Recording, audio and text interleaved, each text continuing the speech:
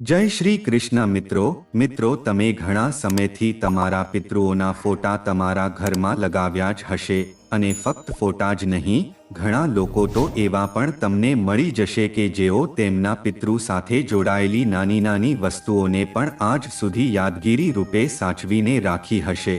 પરંતુ શું તમે ક્યારે વિચાર્યું છે કે તમારું આવું કરવું તમારા પિતૃ માટે પરેશાનીનું કારણ બની શકે છે?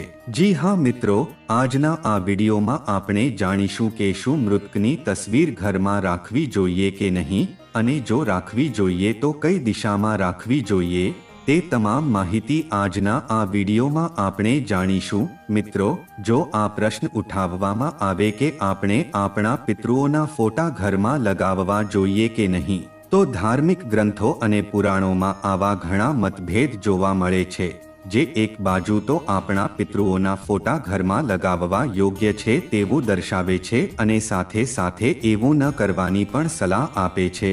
વાસ્તવમાં ધાર્મિક ગ્રંથો અનુસાર એવું પણ માનવામાં આવે છે કે પિતૃઓના ફોટા ઘરમાં લગાવવા એ બાબત પર આધાર રાખે છે કે અત્યાર સુધી તમારો સંબંધ તમારા પિતૃઓ સાથે કેવો રહ્યો છે।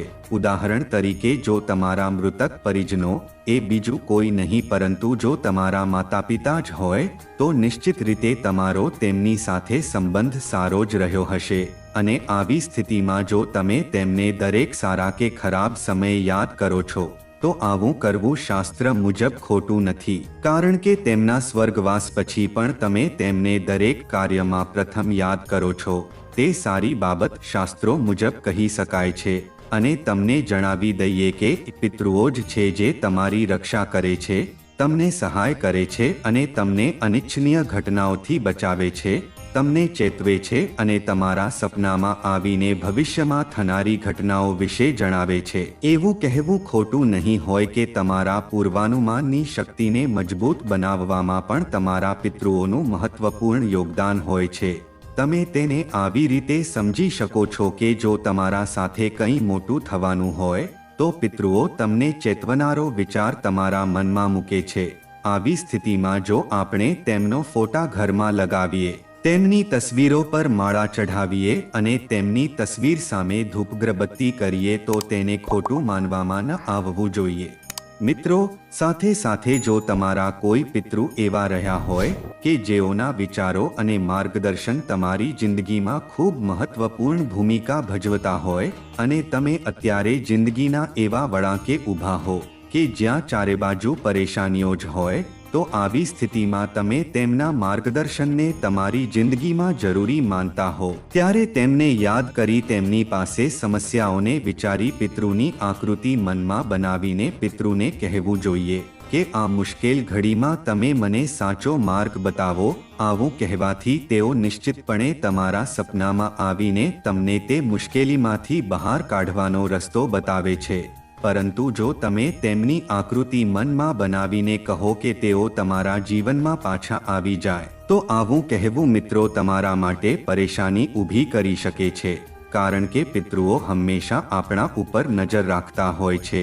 આવી સ્થિતિમાં જો તમે તેમને કહેવાનું શરૂ કરો કે તેઓ તમારા જીવનમાં પાછા આવી જાય, તો તેમનું તમારા જીવનમાં પાછું બોલવાવવું કેટલીક ખરાબ અસર તમારા જીવન ઉપર પાડી શકે છે, કારણ કે આવશ્યક નથી કે તમારા તમામ પિતૃઓ સારા સ્વભાવના જ હોય, કેટલાક પિતૃઓ દુષ્ટ સ્વભાવના પણ હોય છે। મૃત્યુ બાદ પણ તેમના સ્વભાવમાં કોઈ ફેરફાર થતો નથી, જેમ કે તેઓ જીવિત હોવા સમયે જેમ હતા તેમ જ તે મૃત્યુ પામ્યા પછી રહે છે, જે તમારા જીવનમાં નકારાત્મક અસર કરે છે અને સમયાંતરે કોઈ ચઢાવાની માંગણી પણ કરતા રહે છે।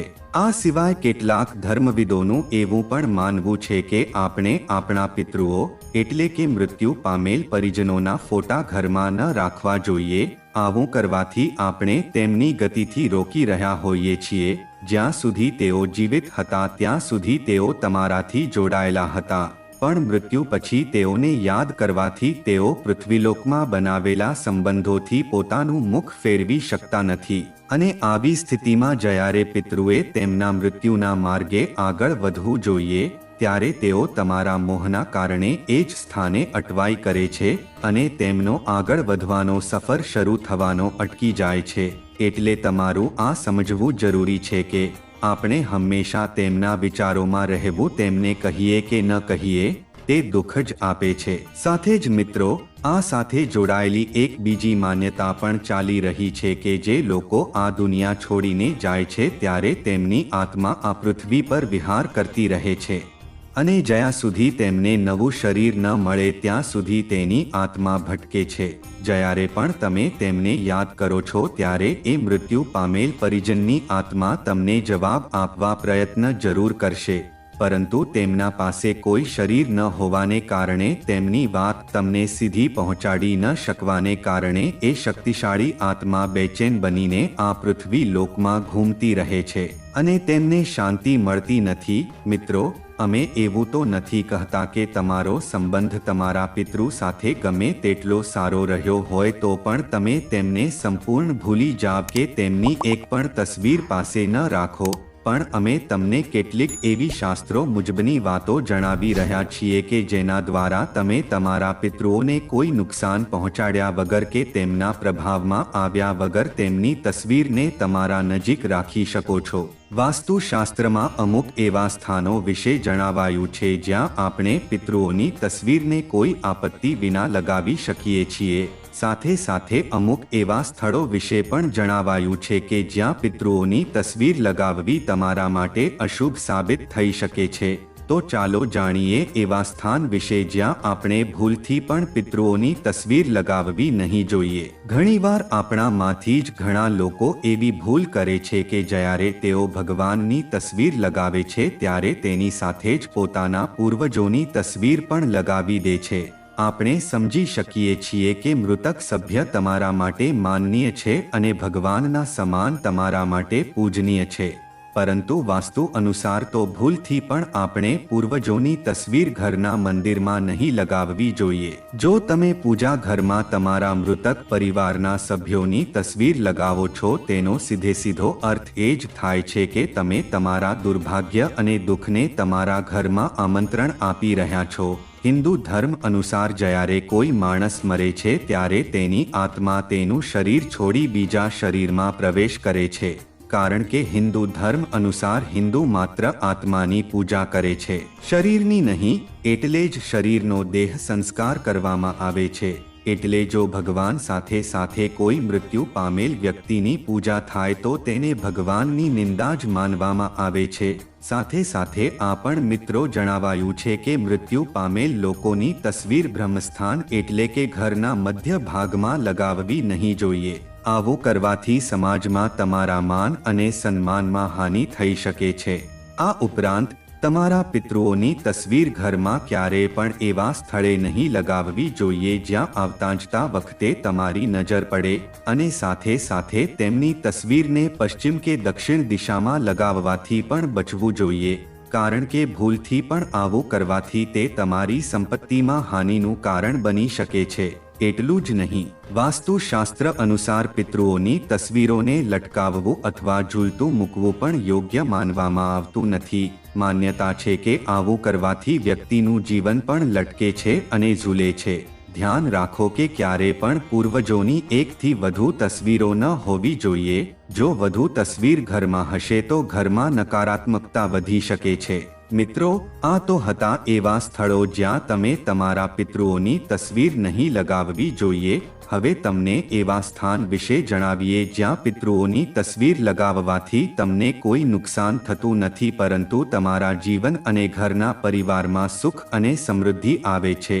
વાસ્તુ અનુસાર જો ઘરમાં પૂજા પાઠનું સ્થાન ઈશાન ખૂણો એટલે કે ઉત્તર પૂર્વ દિશામાં હોય તો તમે પિતૃઓની તસવીર પૂર્વ દિશામાં લગાવી શકો છો, અને જો પૂજા સ્થળ પૂર્વ દિશામાં હોય તો તસવીર ઈશાન ખૂણામાં લગાવી શકો છો.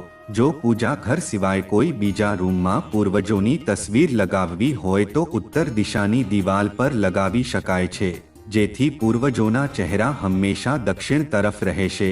જો કે આ તથ્ય પણ સામે આવ્યું છે કે તમે તમારા પૂર્વજોની તસવીર તમે ઘરની દક્ષિણ દિવાલ પર પણ લગાવી શકો છો. મિત્રો, તમે જ્યારે પણ આ તસવીર લગાવો ત્યારે એક વાતનો હંમેશા ધ્યાન રાખો કે તસવીરની નીચે લાકડાના ગાદીનો આધાર આપવો જોઈએ, જેથી તસવીર લટકતી કે ઝૂલતી ના રહે અને ઘરમાં પૂર્વજોની તસવીર ફક્ત તમારા જ જોવા માટે હોય છે, બીજાના માટે નહીં. તેને એવા સ્થાન પર જ લગાડો જ્યાં કોઈ મહેમાનની નજર ન પડે. તમે પણ તેને દરરોજ ન જુઓ તો જ સારું છે. એ સાચું છે કે તમારી લાગણીઓ તેમની સાથે જોડાયેલી છે, પરંતુ તેમને દરરોજ યાદ કરવાથી તમારા ભવિષ્ય પર તેની મોટી અસર થાય છે.